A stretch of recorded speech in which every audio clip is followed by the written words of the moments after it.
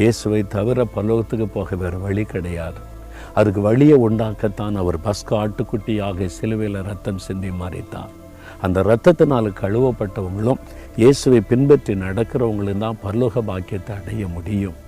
அந்த பாக்கியத்தை கர்த்தர் உங்களுக்கு தந்திருக்கிறார்.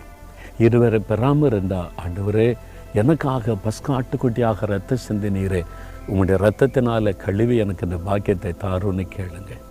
தகப்பனே, எங்களுக்காக பஸ்கா ஆட்டுக்குட்டியாக அடிக்கப்பட்டவரே, ரத்தம் சிந்தினவரே, உமக்கு ஸ்தோத்திரம். உங்கள் இரத்தத்தினால் எங்களை கழுவி எங்களுக்கு இந்த பாக்கியத்தை தந்தீங்க. பரம கானானை நோக்கி எங்களை அழைத்து போகிறீங்க. உங்களுக்கு ஸ்தோத்திரம்.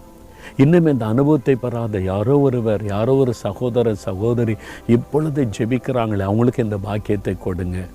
உங்கள் இரத்தத்தினால் அவங்களை கழுவி பரிசுத்தமாக்கி நித்திய ஜீவனை கொடுங்க, விடுதலை கொடுங்க, ஆசீர்வதிங்க. இயேசுவின் நாமத்தில் ஜெபிக்கிறேன் பிதாவே. ஆமேன்.